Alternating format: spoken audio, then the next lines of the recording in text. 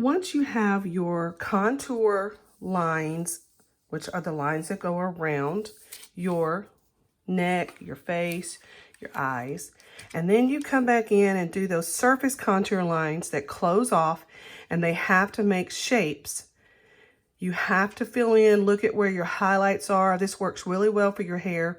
You can put them in your face. If I wanted to, I could put one here in this shadow. That could help me if I'm going to do blending on my face.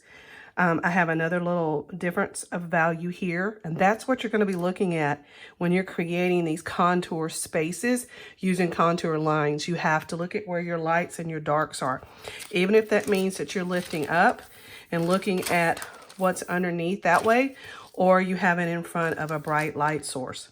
Once that's done, you have to then go through and make a decision on what you want for your requirements. So the first requirement that you have to have is all of the contour lines and all of the spaces that I just shared with you on the image that I have.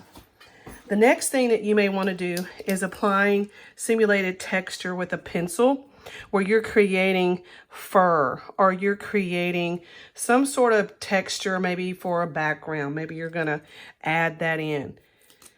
Then you may want to use geometric shapes. You have two choices if you choose to put geometric shapes in an area. You could do black and white using your Sharpie, even a black colored pencil, or you can make a color pattern. If you're going to make a pattern in color, are you going to be using a color scheme to do that with? Now, if you're going to be using geometric shapes and you're going to be making a pattern, remember that those are things that repeat. And remember, there are all different types of geometric shapes that you could put in there that you could combine with other shapes. You could even combine them with lines if you wanted. And those are just 4.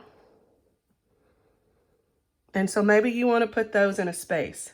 If you're going to use your color schemes, you have several color schemes that you can pick from, and you can go back into your sketchbook and find these. One of those would be your warm colors, your cool colors.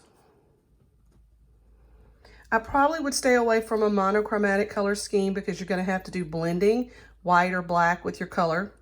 You may want to do analogous, which are those that are side by side on the color wheel.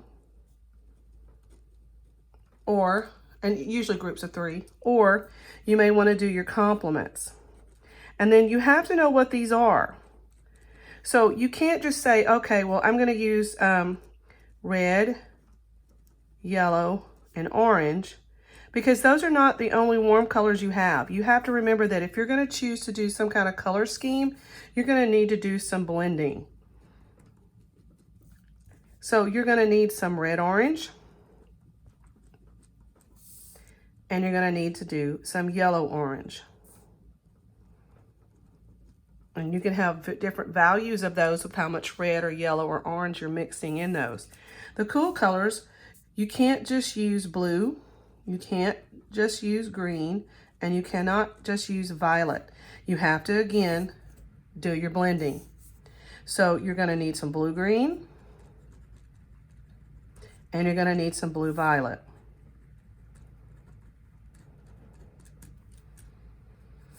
Your analogous colors can be any 3 colors on the color wheel, from blue. Beside that would be blue-green. And these are just examples. Remember, for analogous, there's a whole range of colors you could be using, or blue-violet, and you would create that in one of the spaces and sections on your paper. Your complements, you could use all of them, some of them, red and green, blue and orange, and yellow and violet. Okay, so if you choose to do number 3, that can be all in a section by itself, or it can be combined with your shapes, or with number 4, which are line patterns. Now you've got to remember that line patterns are things, or patterns in general, are things that repeat. So it's going to be important that you have a variety of patterns in whatever shape or space that you're using. you can't just use one line type and repeat and use that. You can't do that. You have to use all of your line types. So if you're going to do line designs, you're going to have to use all 5 lines, and you're going to have to combine them in some form or fashion, from vertical, horizontal, diagonal, zigzags. You're going to have to change directions perhaps. You may want to combine them with other lines. And then of course, the curved lines that also can change directions or can spiral or make shapes. So if you're choosing to do your line patterns, you have to use all 5 within whatever area you're doing. And you again have a choice to do black and white, or you have a choice to use your colors. And you can do those where you're doing a color scheme, which will tie it all together nicely, or you may just want to color.